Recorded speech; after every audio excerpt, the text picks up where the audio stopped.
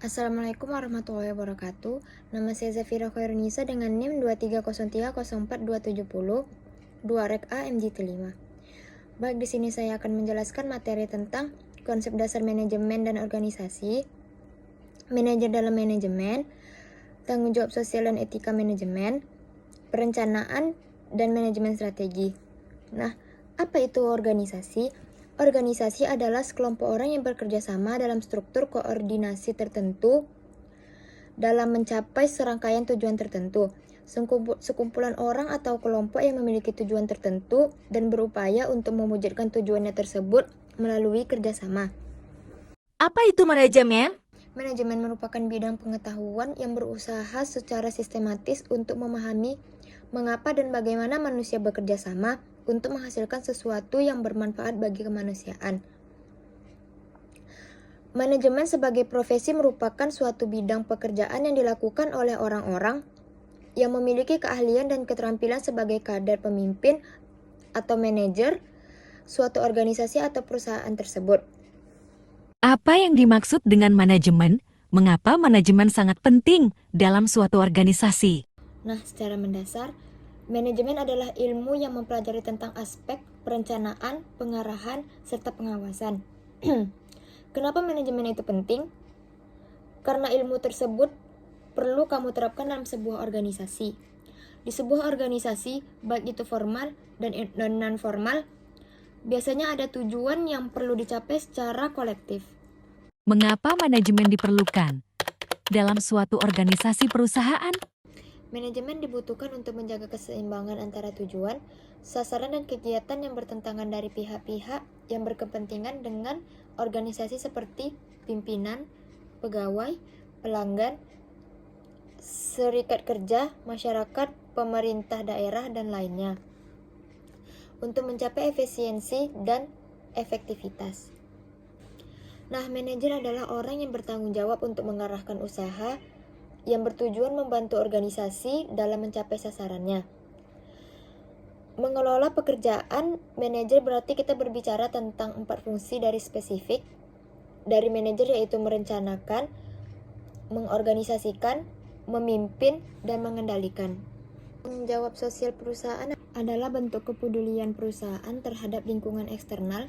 Perusahaan melalui berbagai kegiatan yang dilakukan dalam rangka penjagaan lingkungan, norma masyarakat, partisipasi pembangunan, serta berbagai bentuk tanggung jawab sosial lainnya.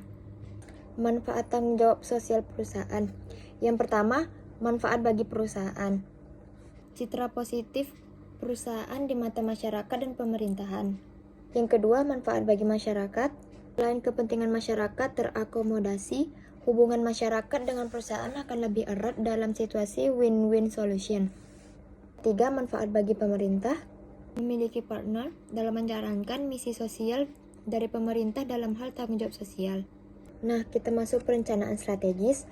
Perencanaan strategis adalah proses identifikasi tujuan jangka panjang suatu organisasi dan pemilihan strategi untuk mencapainya. Ini melibatkan analisis lingkungan, penentuan keunggulan lingkungan, penentuan keunggulan kompetitif, dan pengembangan rencana dengan aksi panjang.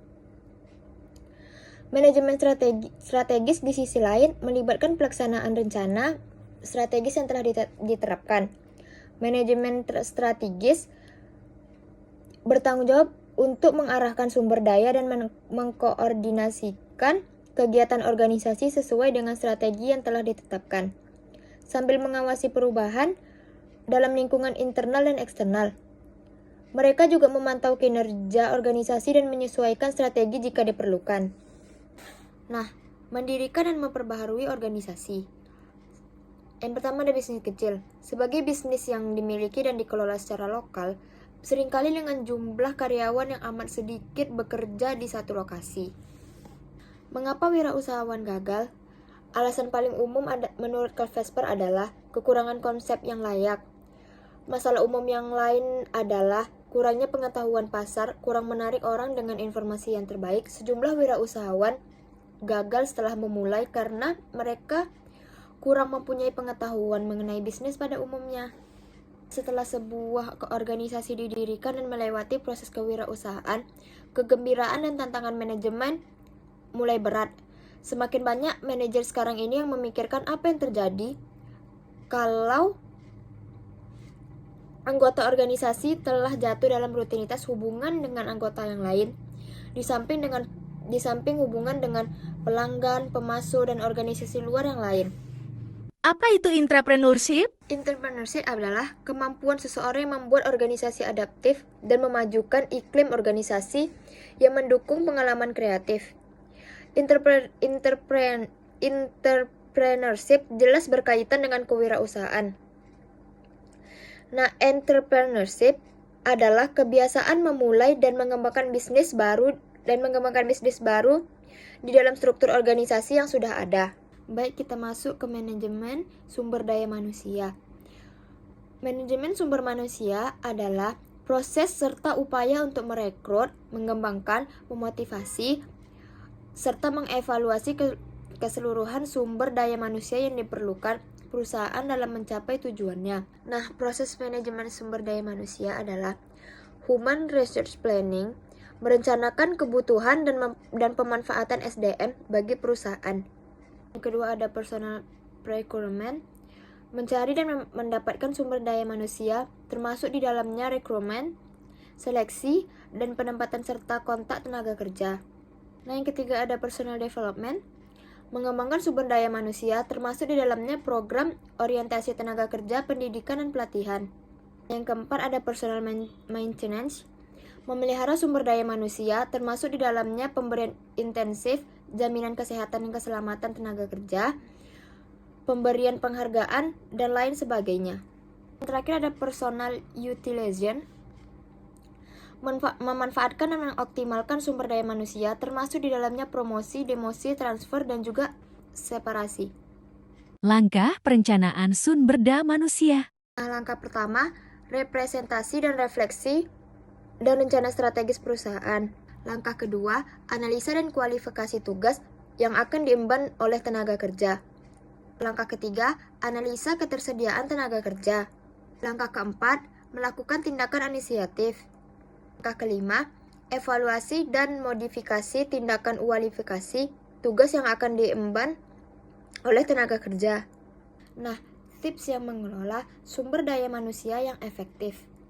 Nah, yang pertama, berani mengemban tanggung jawab. Yang kedua, dapat dipercaya. Yang ketiga, mampu memahami dan menginvestasikan keinginan atasan. Yang keempat, tidak sekedar meniru atasan, tetapi memiliki pemikiran yang kreatif. Nah, yang terakhir, berpendapangan luas ke depan, memiliki ambisi serta tanggung terhadap berbagai situasi. Nah, kesimpulan yang bisa kita ambil, aspek yang perlu manajemen. Mengapa manajemen penting? Karena ilmu tersebut perlu menyentuh berbagai macam aspek organisasi. Hal tersebut kamu perlukan dalam mempelajari ilmu manajemen agar memahami apa yang organisasi atau kantor kamu butuhkan untuk mencapai tujuan yang lebih efisien. Baik, cukup sekian materi yang saya berikan. Semoga bisa dimengerti. Assalamualaikum warahmatullahi wabarakatuh.